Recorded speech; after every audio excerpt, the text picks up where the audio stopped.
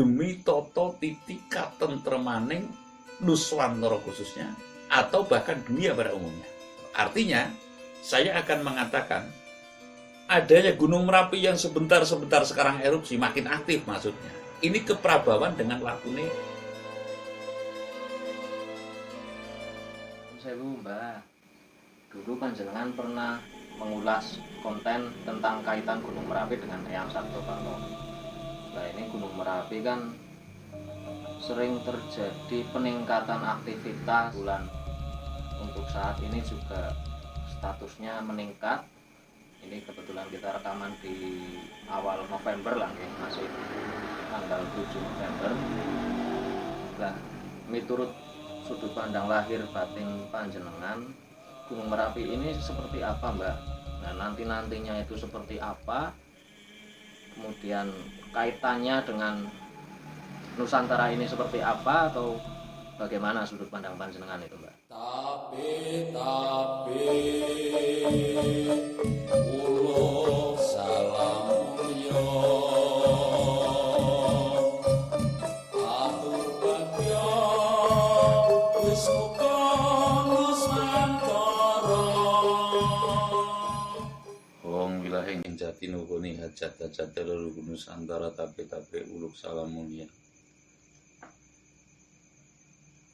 Kaitan panjang ini nanti cerita dari asal muasal tiap-tiap gunung itu kan bisa cerita ke dalam bukan cerita keluar kan. Artinya bukan saya orang yang kegaib-gaiban, tapi saya menseimbangkan antara gerak dohir dan gerak batin yang harus seksama, baik dalam jagat gelar maupun dalam jagat gulung. Artinya jagat gelar ini jagat yang gemelar, kita mengkaji menseimbangkan dengan kehidupan yang real. Dikala kita terbangun tidur sampai dengan tidur lagi, mengalami alam yang tidak real. Tidur itu kan sama juga alam tidak real. Sukmane kemana, ingatannya kita kemana, sore eling apa-apa kan pada bekaro mati sajroning urip gitu kalau gitu. Nah, ini realita, artinya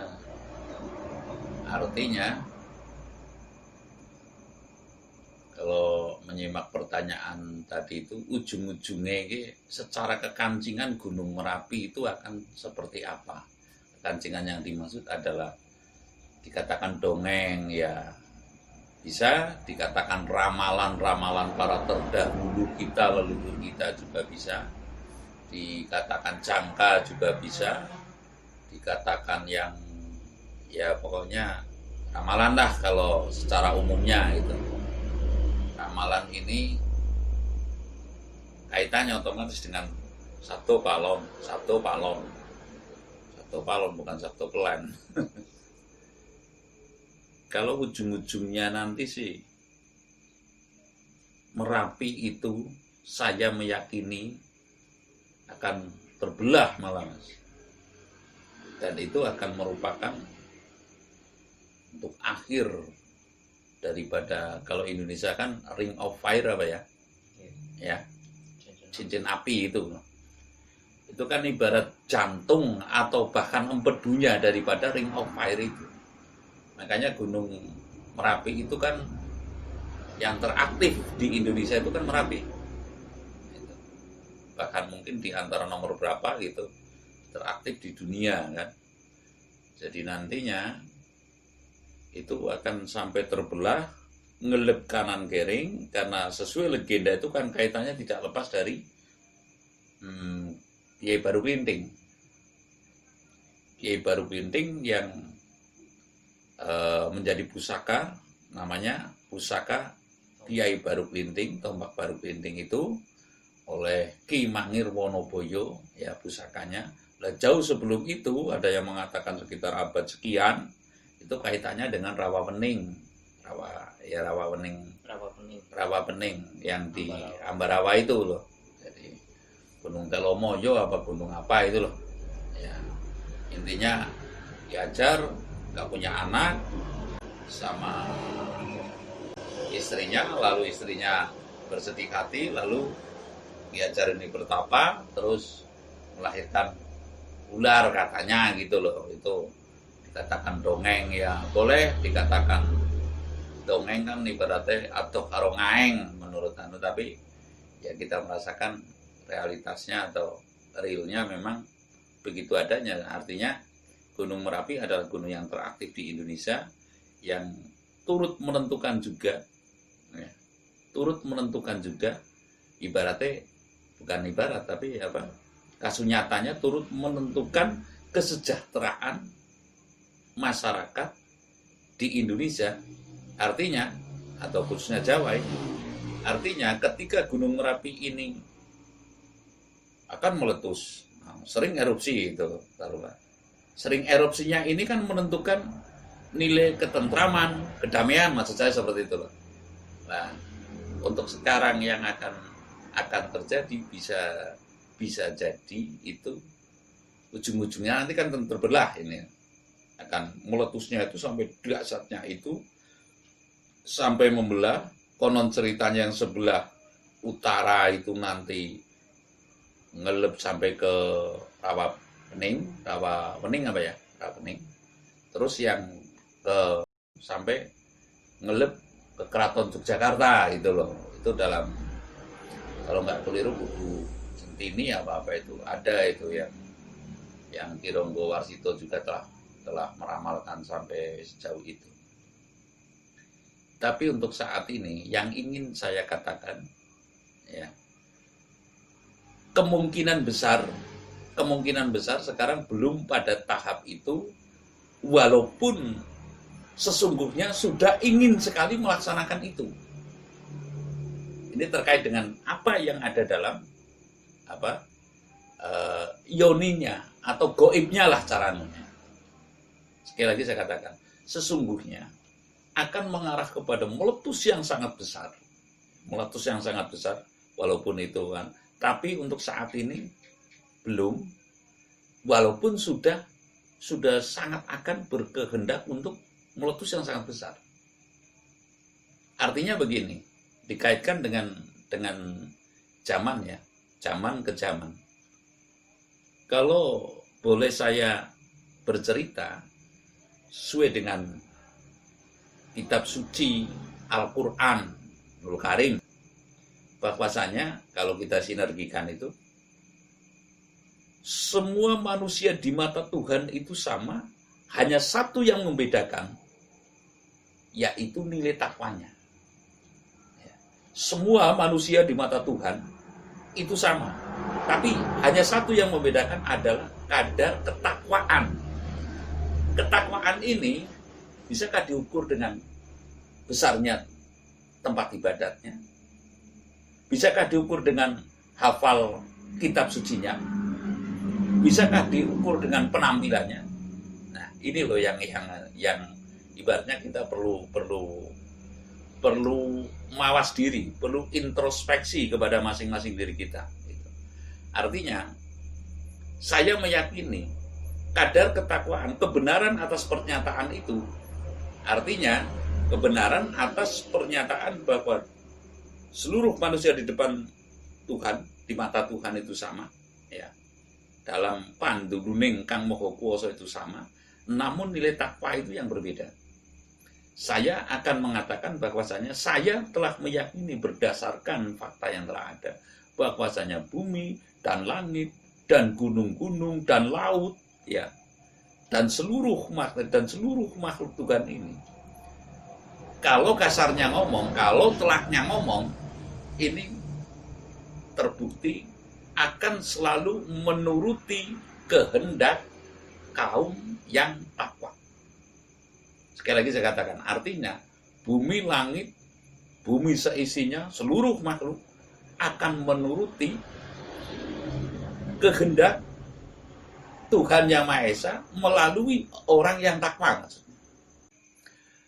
Lalu ketika Indonesia akan merdeka, perumpamaannya, ya, Bung Karno itu menggetarkan dunia pidatonya. Otomatis alam raya ini ngetut dengan kehendak Soekarno, karena kehendak Soekarno adalah kehendak Tuhan yang Maha Esa, kehendak alam raya ini. Nah, ketika Gunung Merapi akan meletus, berulang kalinya gempa yang menyebabkan manusia itu seolah-olah tidak ada kesempatan untuk berupaya yang normal. Nah, saat ini kan demikian. Saya meyakini bahwasanya di satu sisi ini pasti ada orang baik Brahmana maupun kesatria yang sedang ngudi tuwuh demi toto titika tentremaning Nuswantara khususnya, ya, atau bahkan dunia pada umumnya. Artinya, saya akan mengatakan